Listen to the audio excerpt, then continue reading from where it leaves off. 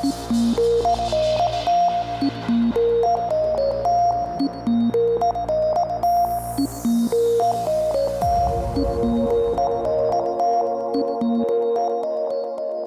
Henry Charles Albert David, third in line to the British throne, is famous for some things he'd rather forget.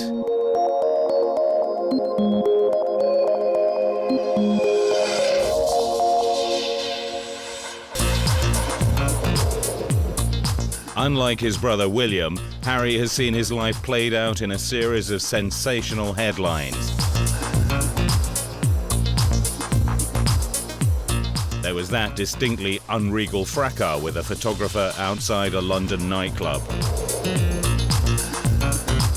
And a few weeks later, Harry caused global outrage by wearing a Nazi uniform at a party. But on the field, on the piste and on a horse, Harry outperforms his older brother William. He was a great sportsman, fearless skier, very brave on a polo pony, and again on a horse chasing after foxes and hounds. He is actually better than William in most sports. But unlike the cool-headed William, beneath his mischievous appearance, Harry has a temper as hot as his red hair. This trait is sometimes seen on the polo field, where frustration is soon followed by anger.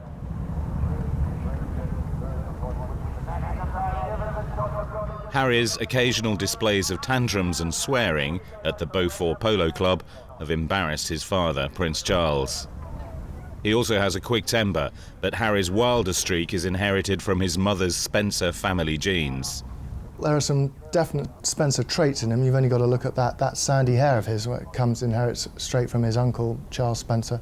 And he's got the same Spencer fiery temper.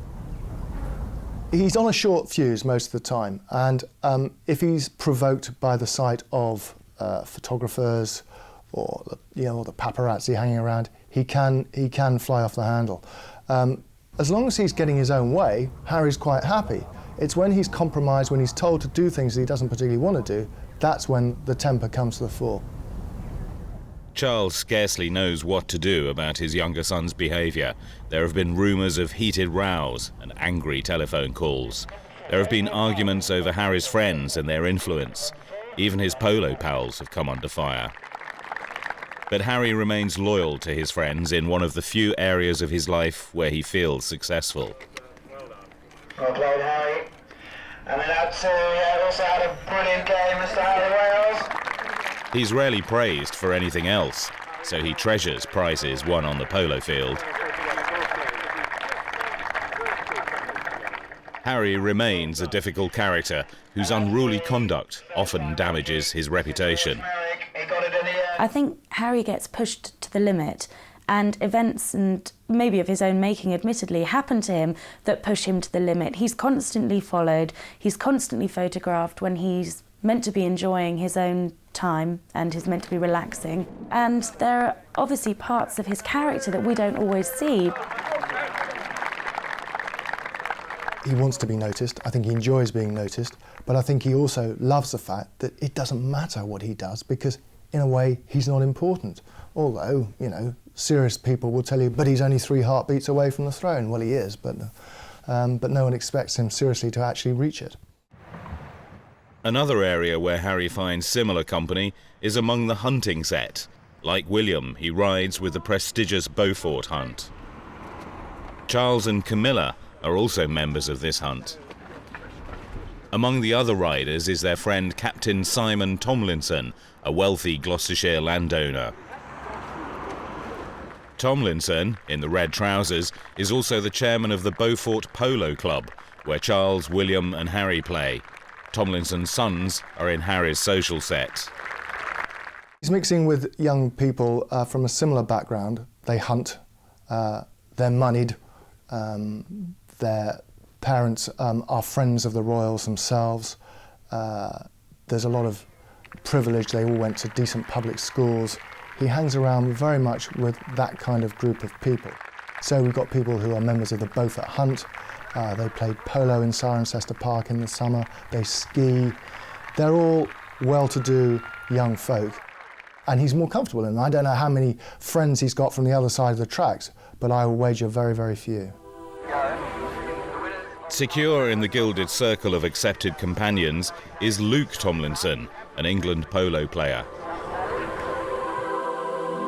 The Tomlinson children are part of what's known as the glossy posse, that group of, rich, eligible young chaps and chapesses down in Gloucestershire. They're childhood friends who've grown up together, but with Luke especially, Harry has continued a good, close friendship. Luke was part of a protest outside the Houses of Parliament against anti-hunt laws. Then the House of Commons was invaded by pro-hunt supporters, including Luke Tomlinson. Sitting suspended. Sitting suspended. There's a bit of envy, a touch of the green-eyed monster for Harry when it comes to Luke, because not only is he a strapping lad, which obviously Harry is as well, but he gets away with so much more than Harry ever would. He gets to storm the Commons when it's an anti-hunting ban that Harry would probably passionately want to support, but could never do. Luke gets to do those things. Luke gets to go and get the girls and, muck around after polo and everything else and not end up in the papers as prominently, of course, as Harry will. Not far from Highgrove, Prince Charles's Gloucestershire home, are hostelries such as the Vine Tree and, in nearby Shurston, the Rattlebone Inn, scene of some of Harry's wilder exploits. In February 2002, 16-year-old Harry was exposed by a tabloid newspaper for smoking cannabis and underage drinking in pubs close to Highgrove. Harry's illegal escapades were confirmed by Charles's biographer Penny Junor. I live locally and I have children of the same sort of age as Harry, and it has been known I've known for quite a long time that he has been drinking underage in pubs and drinking a lot and behaving pretty badly. Harry was reticent about answering press questions during a skiing holiday with his father and brother. Harry, how have you settled down after all that publicity about your exploits? Fine, thank you. Charles had warned both William and Harry about the consequences of drug taking and the inevitable publicity. I remember Prince Charles telling me actually several years ago, we were sitting having tea at Highgrove, that he was really worried about drugs. He said, "What can you do?"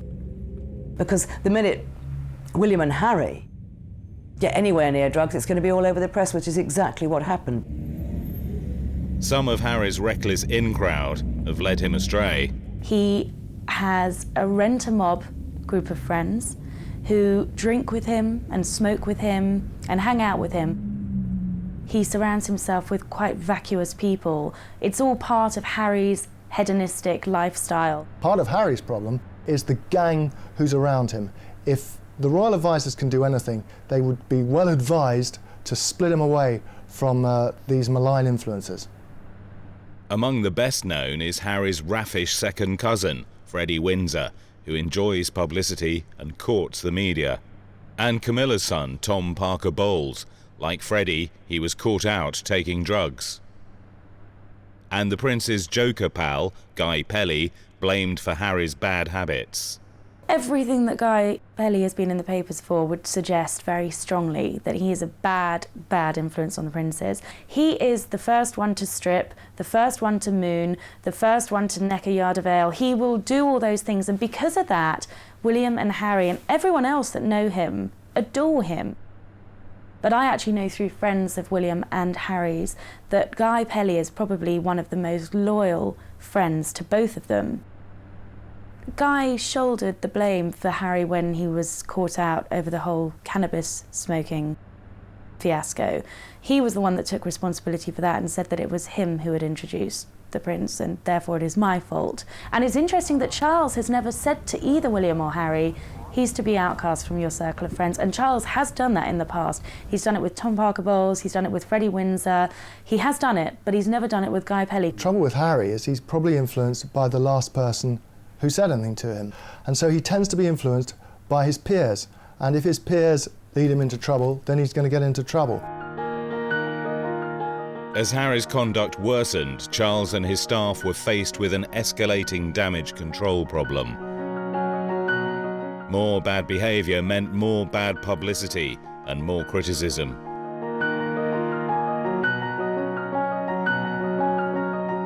In a fit of temper, Harry hit a photographer outside a London nightclub. He was sent away to Argentina. He was to spend several weeks working on the polo ranch of the Tomlinson family. Out there, he secretly met up with his latest girlfriend, Chelsea Davy. But once again, trouble found Harry. He had to come home amid stories of partying in local clubs and kidnap threats to his safety. Harry was under scrutiny for drinking, binge drinking, going out late at night. I mean, those reports were strongly denied by the palace, and actually I think the truth of what happened in Argentina was that he kept himself to himself and Chelsea Davy, who of course was the secret flame that he'd been nurturing for the past 8 months and had secretly got over in Argentina without anyone foiling it. One of the country's most elite nightclubs has the unusual setting of Highgrove, Prince Charles's country home. Members of William and Harry's young circle of friends gather here, especially when Charles is away.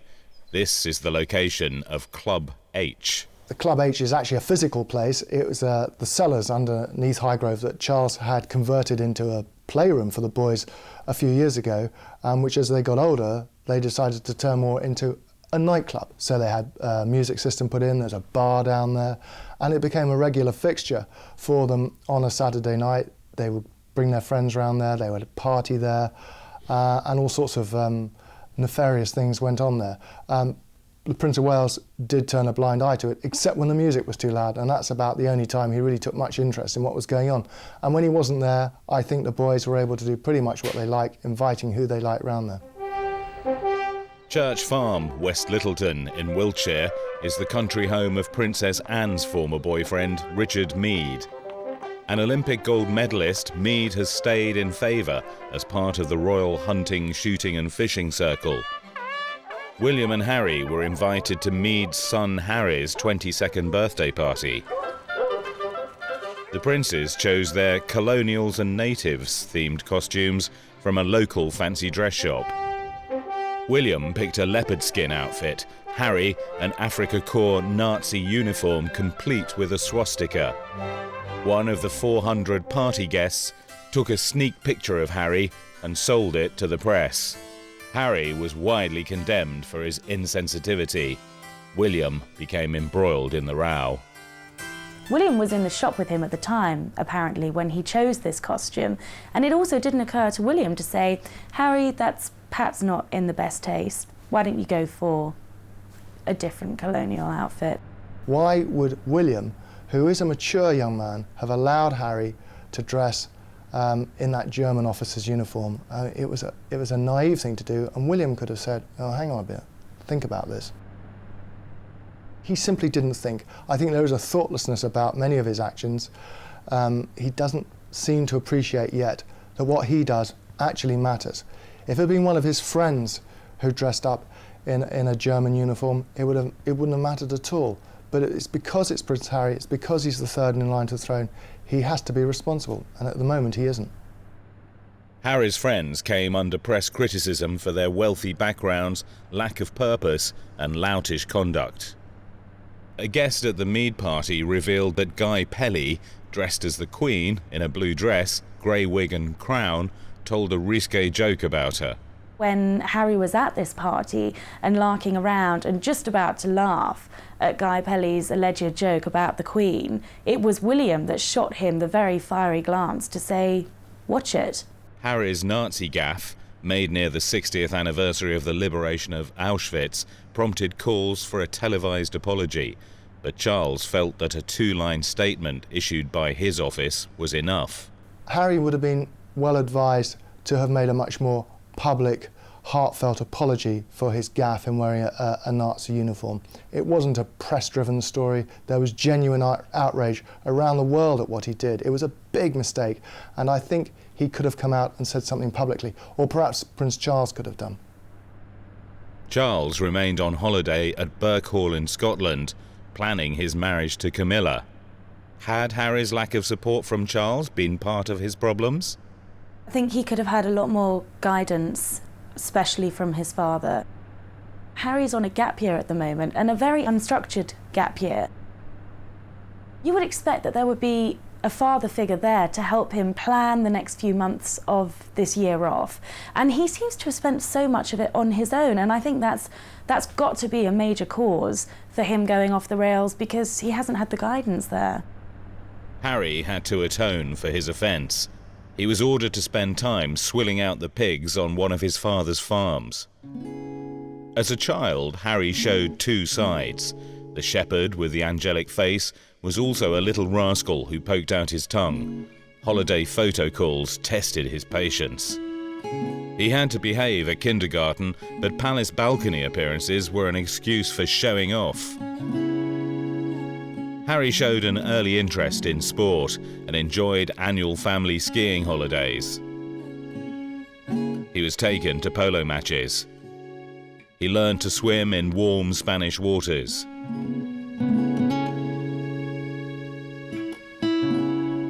He got an early taste of army life inside a tank in Germany.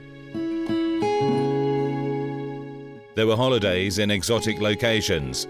William and Harry went to Nevis Island in the Caribbean. They were fascinated by the local wildlife, 9-inch long toads. There must have been 20 or 30 of these giant toads sitting in this flower bed. So systematically, Harry had collected these toads and put them in a sort of basket, and they're all trying to jump out of this box. And then with William, they eventually lined up these toads by the swimming pool. And we had what was then famously known as the Nevis Toad Derby. Official tours meant partings from their parents and joyful reunions, often aboard the Royal Yacht Britannia. Once, when Diana had greeted William first, Harry kicked him in resentment. The boys got on well together, but there was an undercurrent of sibling rivalry. When Harry was younger, he was jealous of William because he wanted his mother all to himself. I mean, if they were in a room together, Harry would sit almost on top of Diana in his anxiety to be close to her. And he didn't want William anywhere near. He said, "Mummy, I want you all to myself." Harry was a typical mummy's boy, clingy and in need of reassurance. Posed pictures on summer holidays in Mallorca hid a dark secret. Despite appearances, his parents' marriage was disintegrating.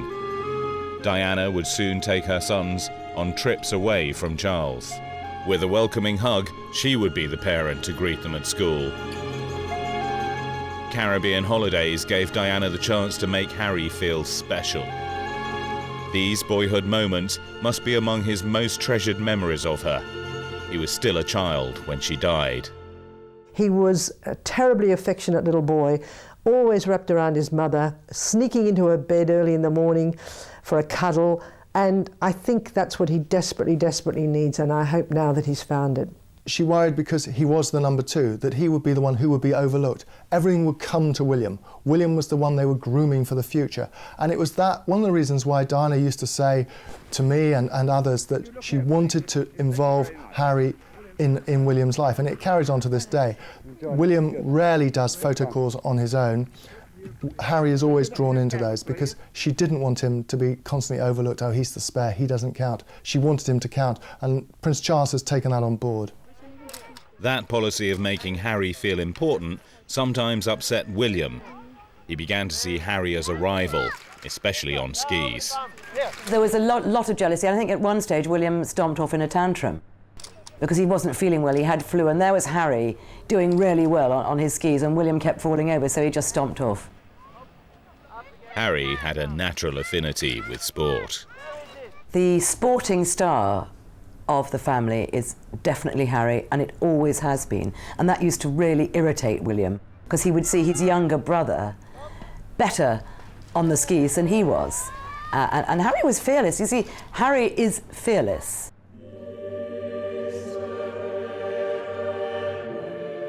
Althorpe House, Northamptonshire, the seat of the Spencer Dynasty.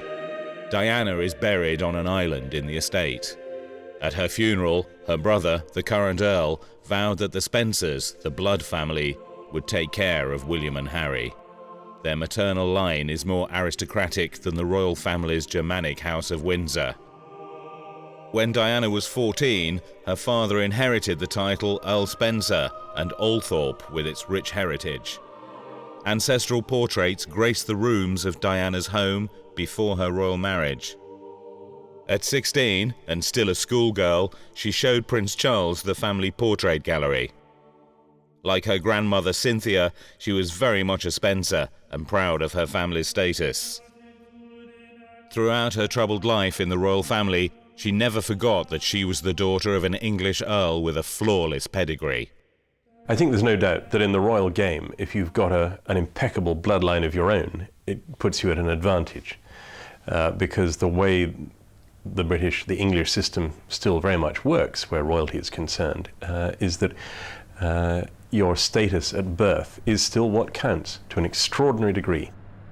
And the fact that Diana was able to look the Windsors in the eye and be prepared to compare her pedigree with theirs any day meant that she was able to take an independent line when it was necessary.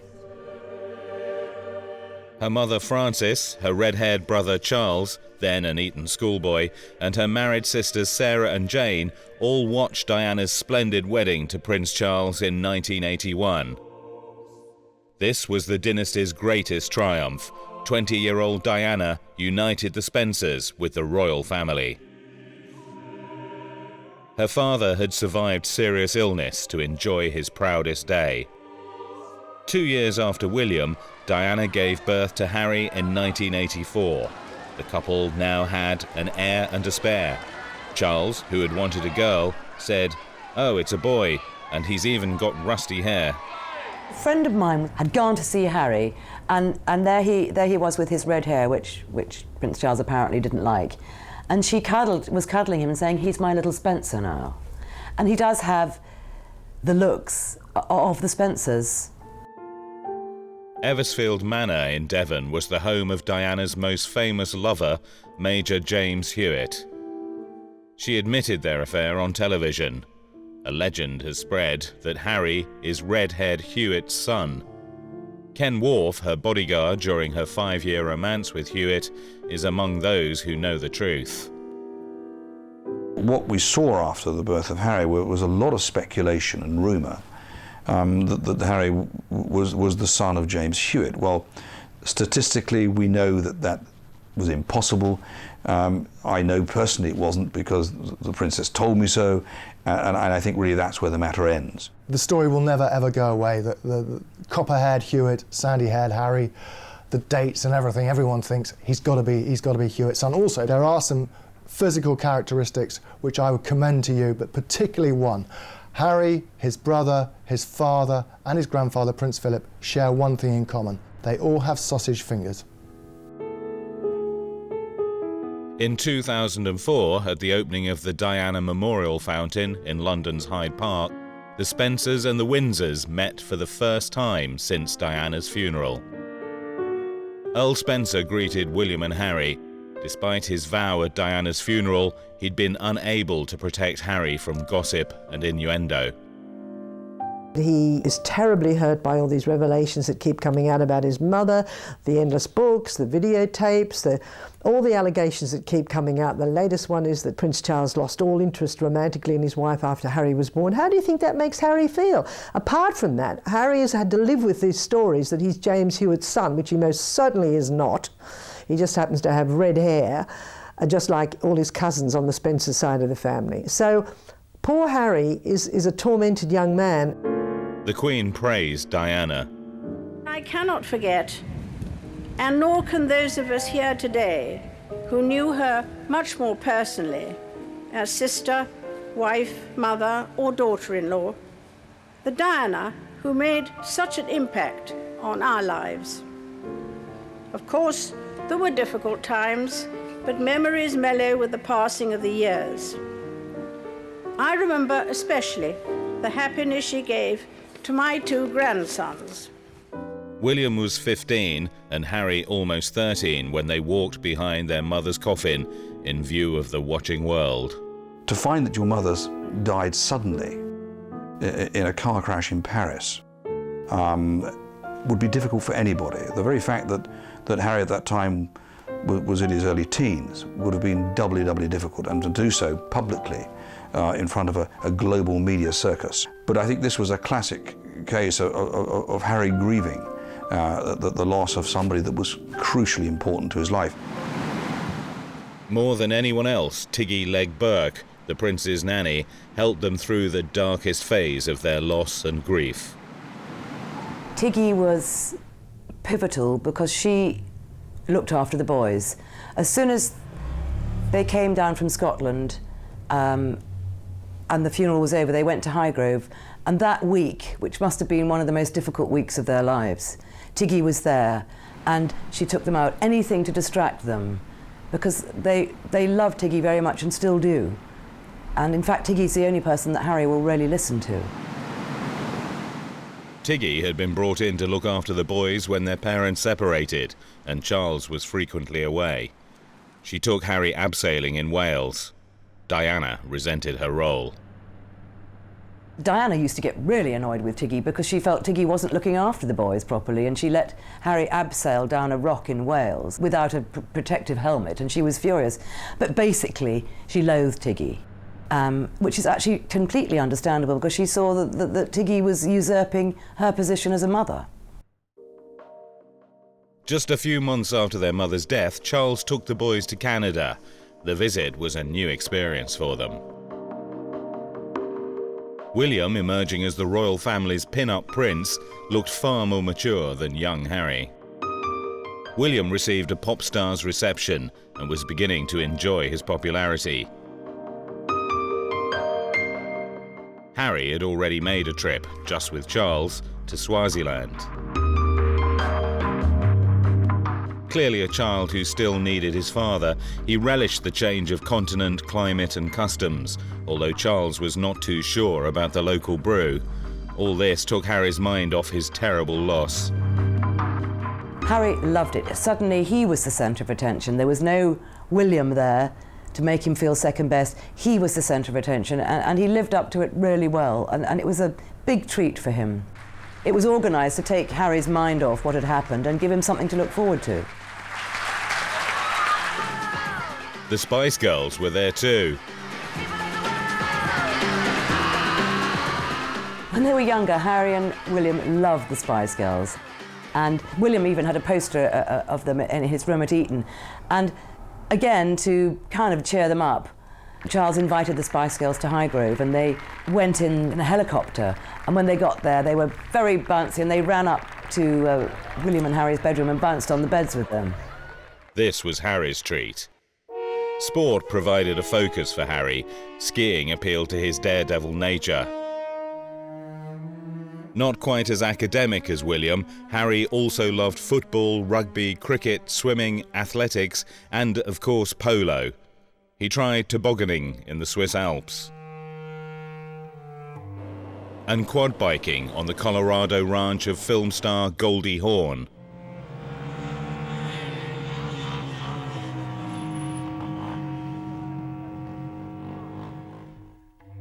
Harry grew into a tall, athletic young man, but he was not a natural student. He had visited Eton when William started in 1995.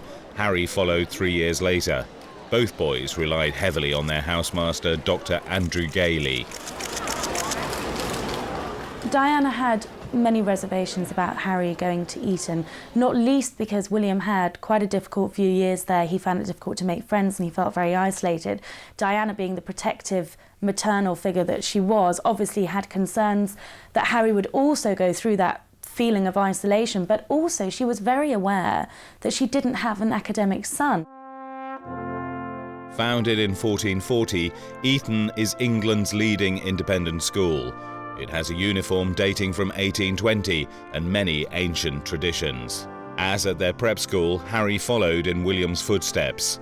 At Eton, they were treated the same as other boys. Harry battled academically and had to drop one advanced level subject. But he enjoyed drama and art particularly.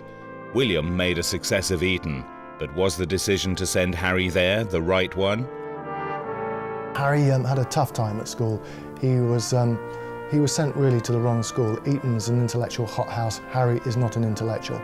He was kept back a year before he actually went up to Eton to try and speed up his education at prep school.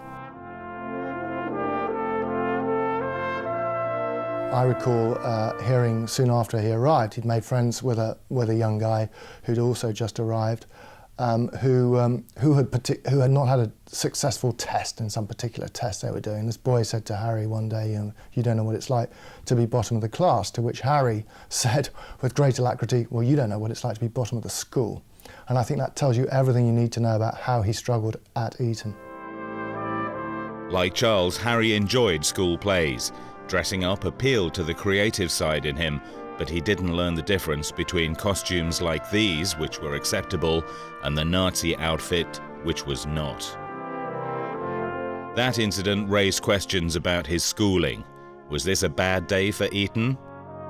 Eton has a fantastic reputation. They turn out some very intelligent young men who go on to great things, and there's no doubt it's an extremely good school. I think there's only so much a school can teach. If you're not awake and listening during class, well, there's not much they can do about it. Harry excelled on the playing fields of Eton. He was captain of games and was good at soccer, rugby, Eton Fives and the annual Eton Wall game. At advanced level, he gained a D grade for geography and a B grade for art. This was his favourite subject. He allowed the cameras to record his advanced level project work. He showed his brightly decorated study bedroom. He left school joyfully in June 2003. However, a year later, a former art teacher claimed she had been instructed by the school to give him unfair assistance with his art coursework. It was Diana that always said that Harry's fine, he's artistic, he's a fantastic sportsman. William is more sensitive. William considers things before he does them. I mean, Harry will do something on the spur of the moment and think about the consequences later. A classic example of Harry's impulsive nature occurred when he was teased outside a nightclub. A photographer mocked him about his alleged art cheating. Harry reacted by lashing out and had to be restrained by his minders. Should Harry have been prepared for such goading?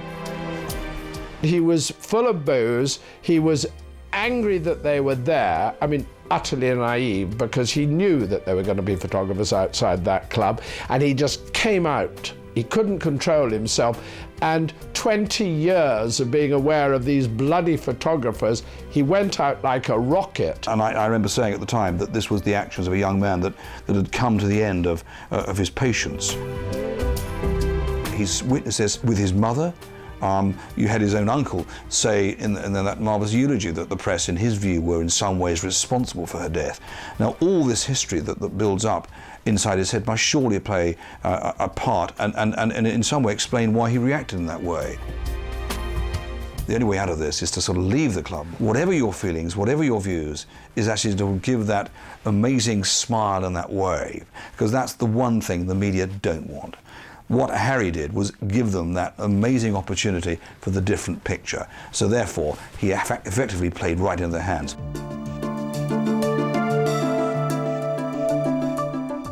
Harry played polo for Eton and at one stage considered a career as a professional polo player. It was an indication of his difficulty in finding a role suitable for himself as a royal second son.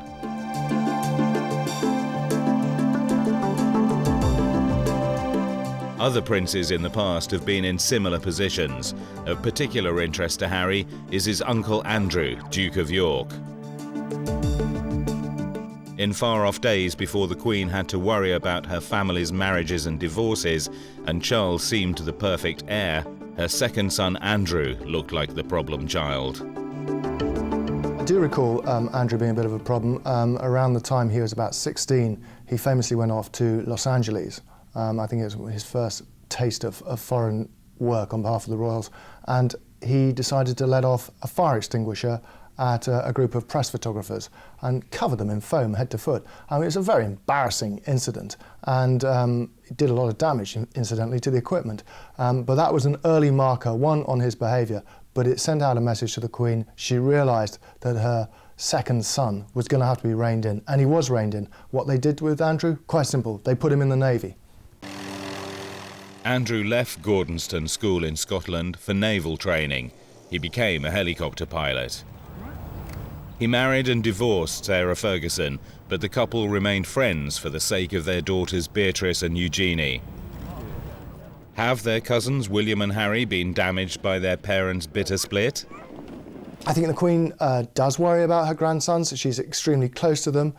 She worries less about William because she sees more of him, and she's happy about the way he's developing as an heir in line to the throne. I think Harry's a different kettle of fish. I think she probably sees in him more of Prince Andrew, and I think she would like Prince Charles to take a tighter control of Harry's life. The Queen's grandfather, George V, was a second son who succeeded to the throne after the early death of his elder brother. He changed the family's German name Saxe-Coburg-Gotha to the English-sounding House of Windsor. He and Queen Mary were stern parents. Their elder son David was rebellious. His affair with Wallis Simpson led to his abdication. As Edward VIII, he gave up the throne for the woman he loved. As Duke and Duchess of Windsor, they lived in exile. The throne passed to the second son of George V, the shy Bertie. He became King George VI, father of the Queen. Some wonder if Charles should step aside for William, and there are others who wonder if William might one day step aside for Harry. I think if British history teaches us anything, it is that where succession to the throne is concerned, people are remarkably pragmatic, so to that extent, anything is possible, theoretically. Diane used to say Harry would love it, and used to say, "Don't worry, William, I'll be king." History does repeat itself, but for it to repeat itself and for William to abdicate, if you like, and Harry to become king, I think is very unlikely. It's a different world now, and I think that by the time William becomes king, he will be so much more of a figurehead. All the signals are that Harry will have an easier life than William because he has the privileges, but he doesn't have the responsibility that William has. Carnarvon Castle, July 1969. The investiture of the 21st Prince of Wales. In this elaborate ceremony, Charles swore lifelong loyalty to the Queen. He was a 20-year-old Cambridge undergraduate. He also had to spend a term at Aberystwyth University, learning Welsh. Mae'ch ynerchiad wedi fy nghyffwrdd yn ddwys, a gallaf eich sicrhau. This was the beginning of his public life. William and Harry have not been expected to perform public duties. Is it fair to make comparisons with their father? The Prince of Wales was in fact the heir to the throne, and William in particular, and Harry of course, are not. They're the spares. Prince Charles is still the heir to the throne, so they are allowed this extra time to have on their own. This very much also was Diana's wish. She wanted them to have time to develop, to grow as teenagers. The death of their mother in 1997 was devastating for both boys. But was one affected more than the other? One must remember, Harry was not yet 13 when Diana died. He was extremely upset, affected by his mother's death. He misses her still to this day terribly. And I think it had a more profound effect on Harry than it did on William. William is much more a self-contained young man. So the net effect was that Charles and his advisors decided that they were to have as normal and as quiet an upbringing as possible. So instead of thrusting them into the line of royal duty at an early age, they've been allowed to have a life very much like those of their friends. Privileged, yes, but without much responsibility either. Harry's initiation into the army came as a soldier in the school's cadet corps. he was promoted to the highest rank of cadet officer. He was to join the Royal Military Academy at Sandhurst in January 2005, but his entry was postponed because of a knee injury. Both William and Harry attended a parade of the Parachute Regiment, of which their father is Colonel-in-Chief. Harry's always been interested in the military.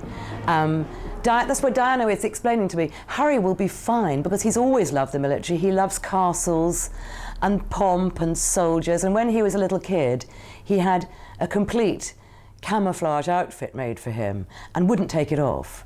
And James Hewitt also gave him a little military outfit. And Diana took him with her when she went to visit one of her regiments. And he sat in a tank and pretended to fire guns, and he's always loved it. So he's been single-minded, really, about what he wants to do. I think if he can focus all the aggression that he feels at the moment into a military career, and the fact that he obviously feels very hard done by, and there is a lot of aggression and frustration, if he can channel that into his military career, he's going to be a fantastic soldier. Harry's gap year began with a spell in Australia as a jackaroo in the summer of 2003. He worked for 3 months as a cattle hand, part of a program designed to widen his work experience. It has not been a success. It's been a monumental disaster.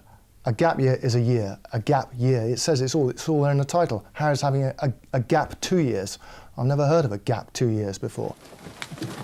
In Argentina, Harry was with his girlfriend Chelsea Davy, the 19-year-old daughter of a Zimbabwean businessman close to President Mugabe.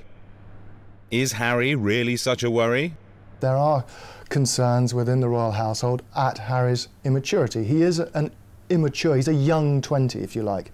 He's not yet very much grown up. He's still the rather mischievous teenager that he was a few years ago. A few months before her death, Diana made a humanitarian visit to war-torn Angola. She saw AIDS, malnutrition and landmine injuries. Harry wants to continue the work cut short by her tragic death. He visited Lesotho in 2004. He's inherited her rapport with children and clearly enjoys being with them. Harry spent part of his time at an orphanage in Lesotho, where 40% of the population is believed to be infected with AIDS. While there, he made a documentary, The Forgotten Kingdom, Prince Harry in Lesotho. I always wanted to go to an AIDS country to carry on my mother's legacy as much as I can. I don't want to take over from her because I never will. I don't think anyone can. But I want to try and carry it on to make her proud. Harry's trip to Lesotho was fantastic for him because he is actually very caring and he does want to carry his mother's torch. And you saw how relaxed he was in front of the cameras and you saw how good he was with the kids. I think it was very good for him. Harry will continue to take an interest in countries with AIDS problems. How well does this image of Harry sit with his wilder side? The palace have made a huge problem for themselves. On the one hand, they're trying to tell us that here is the caring young man who is charitable, concerned about the welfare of the less well-off in much the way that his mother was. But on the other, he's behaving like a hoorah out of control. And the two cannot meet. And I think they have to decide which is the real Harry. I think they thrust him into this at far too young of age. It'd be much better for him to have got the discipline of the army behind him before they started to suggest he had this future as his mother's successor.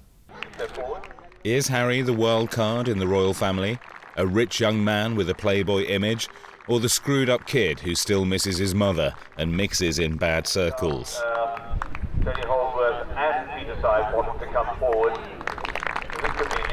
There are signs that he does take his charitable interests seriously. At polo, he was seen displaying his Lesotho souvenir bracelet to his teammates. Despite the criticism of his sub-Diana type approach to his charitable work, I think he does genuinely take an interest in the dispossessed in the way that his mother did. I think he is aware that there are people less fortunate than himself. I think he would like to make a difference. However, he wants to be able to have a good time himself. I mean, I think one of his most attractive qualities is that he's not stuffy. He's not like the majority of the royal family, hidebound by tradition and protocol. he's a bit of a free spirit, and I think that's very attractive, and I think it comes out well. I think that's the reason why he's popular in this country. Close observers have noticed that Harry wears a certain faded polo shirt when playing for his father's team.